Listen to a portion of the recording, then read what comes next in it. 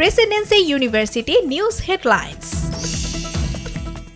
নির্বাচন কমিশনের সঙ্গে বৈঠক করেছে বিপ্লবী গণজোট দলের প্রধান সমন্বয়ক আব্দুল মোমেন সহ 6 সদস্যের প্রতিনিধি দল এ বৈঠকে যোগ দেন। বৈঠকে প্রধান নির্বাচন কমিশনার ও 4 কমিশনার উপস্থিত ছিলেন। হত্যাচেষ্টা মামলায় গ্রেপ্তার অভিনেত্রী নুসরাত ফারিয়ার জামিন মঞ্জুর করেছেন আদালত। ঢাকার সিএমএম আদালত আজ সকালে এ আদেশ দেন। গতকাল সোমবার নুসরাতকে কারাগারে পাঠিয়েছিল আদালত।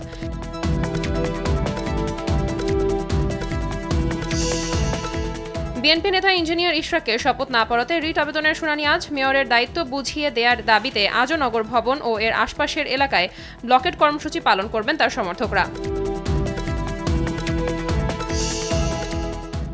ভারতের মেঘালয় ও আসামে ভারী বর্ষণের ফলে শেরপুরে নদ নদীর পানি দ্রুত বাড়ছে। এছাড়া গত 3 দিন জেলার বিভিন্ন স্থানে থেমে থেমে ভারী বৃষ্টিপাতের কারণে কয়েকটি নদীর পানি বিপদসীমায় পৌঁছেছে।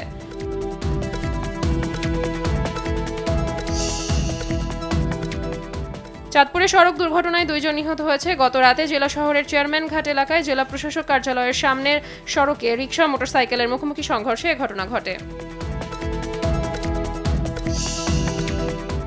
যুদ্ধবিরতির লক্ষ্যে অবিলম্বে রাশিয়া ও ইউক্রেন আলোচনায় বসতে যাচ্ছে। রাশিয়ার প্রেসিডেন্ট ভ্লাদিমির পুতিনের সঙ্গে 2 ঘণ্টার ফোন আলাপের পর এক বিবৃতিতে এই ঘোষণা দিয়েছেন মার্কিন প্রেসিডেন্ট ডোনাল্ড ট্রাম্প।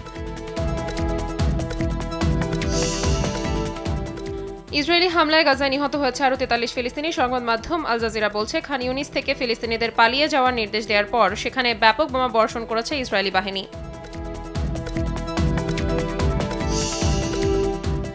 ইসরায়েলের হাইফা বন্দরকে লক্ষ্যবস্তু করার হুঁশিয়ারি দিয়েছে ইয়েমেনের বিদ্রোহী গোষ্ঠী হুতি। ফিলিস্তিনের অবরুদ্ধ গাজা উপত্যকায় ইসরায়েলি ক্রমবর্ধমান আগ্রাসনের জবাবে এ পদক্ষেপ নেওয়া হবে বলে জানিয়েছে গোষ্ঠীটি। সিরিজের দ্বিতীয় টি-20তে বাংলাদেশকে 2 উইকেটে হারালো আরব আমিরাত। শেরজাহ ক্রিকেট স্টেডিয়ামে 5 উইকেটে 205 রানের টার্গেট দেয় বাংলাদেশ। জবাবে নির্ধারিত ওভারের 1 বল হাতে রেখে লক্ষ্য টপকে যায় স্বাগতিকরা।